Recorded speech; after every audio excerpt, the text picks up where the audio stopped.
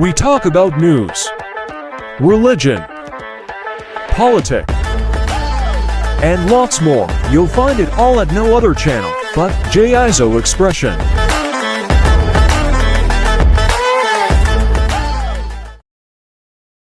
Hello, beautiful people. How you doing, family? How you doing today? Yeah, listen up. Straight to the topic. I came across a video.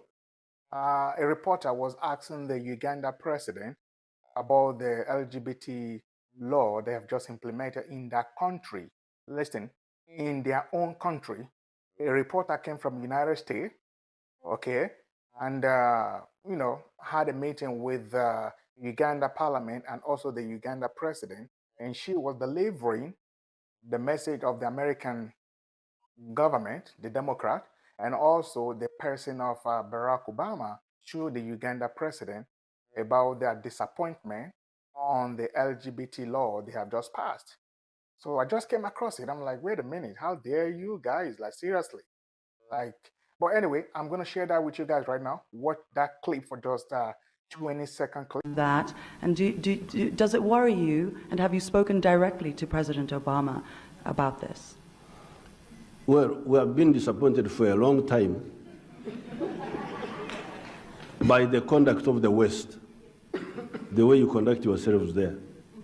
But we just keep quiet. We just see how you... Telling him about the disappointment of another country, a president, an ex-president of another country.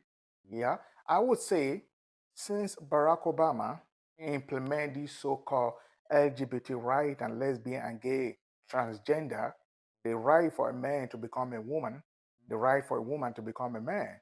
Since Obama, Democrat, passed that law, that is when this whole thing has become a problem in the world. Other than that, the LGBT, the lesbians, they've been living their lives. We don't care. People don't care about them.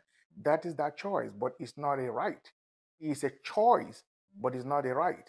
But since Obama passed that law, it became a problem all over the world. Like, I find it very disrespectful, first of all.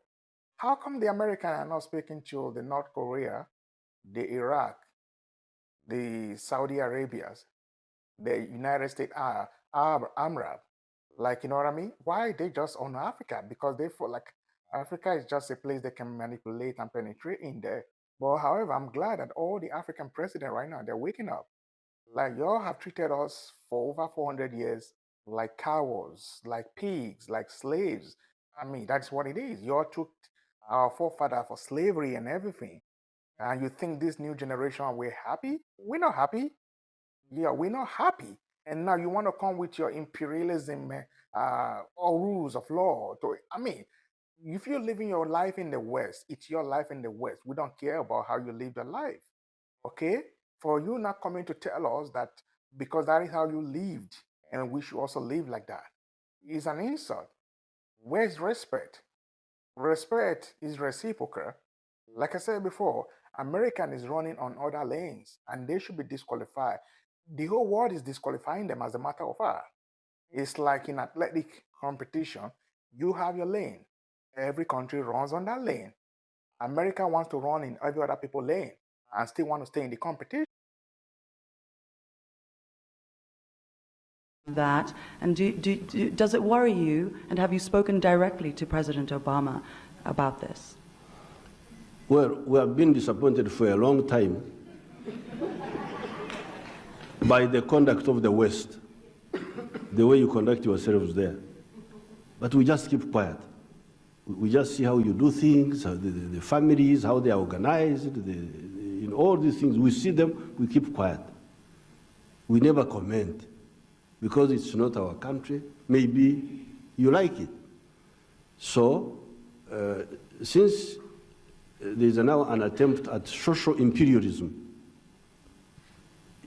to impose social values of one group on our society, then our disappointment is now exacerbated because we are sorry to see that you live the way you live.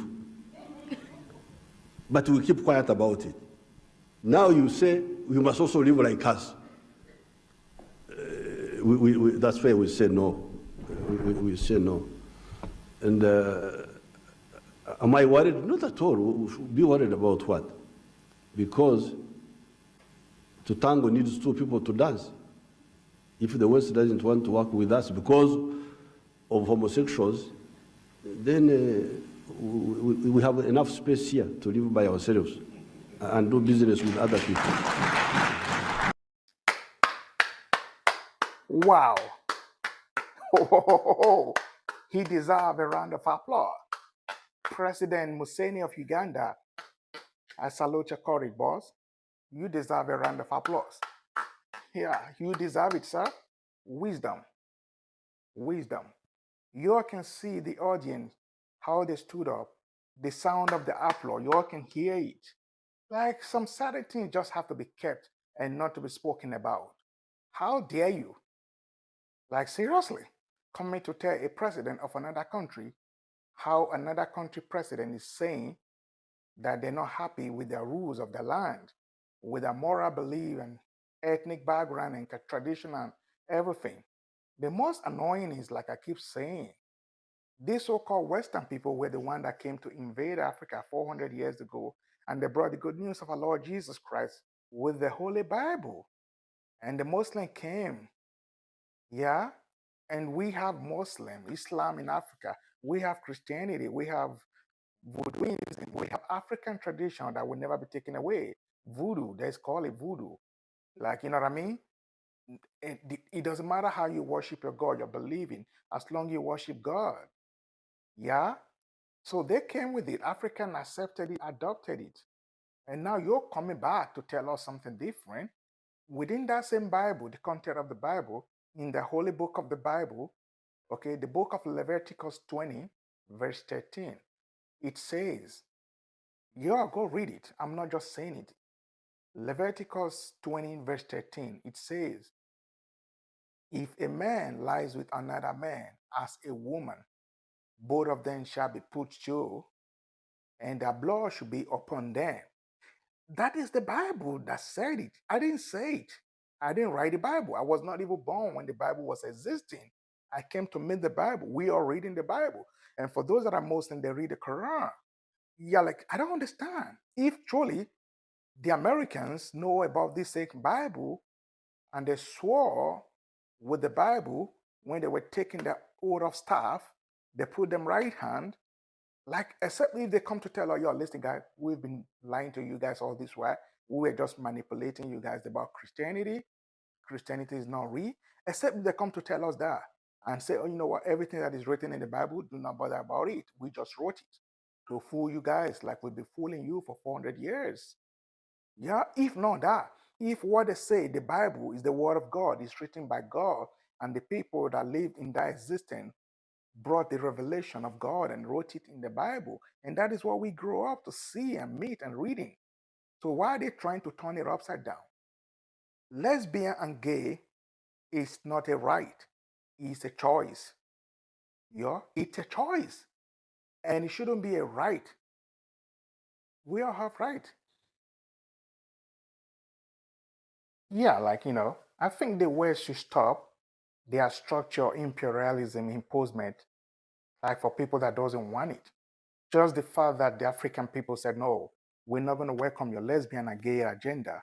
So because of that, all the aid that you all promised Africa, you're going to be helping them with, you're cutting them down. Does that make sense? So it's like, I give you this, you take this. If you refuse giving me, you're not going to get what I promise you. Is that how life is? You can imagine if human being was God, we've all sins. And look at this idiot, maggot them, for what they are even doing. God still loves them. I don't have issue with lesbian again. They are human beings.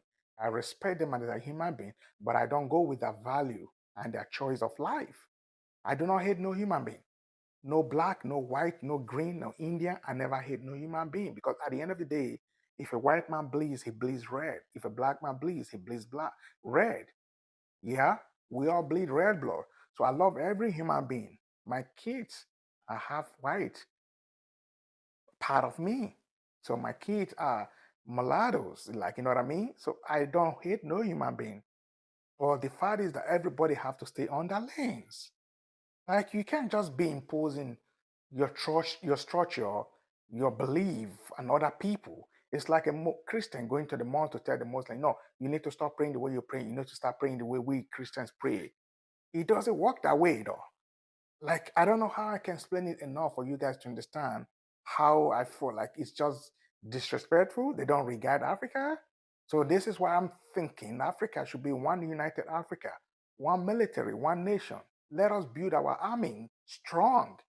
The population of Africa is about 1.2 to 1.3 billions, pretty much like Chinese, like the Chinese and the Russia. The Russia can defend themselves. They have nuclear and everything.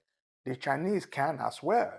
I think Africa should stand as one country instead of 54 countries in one little land.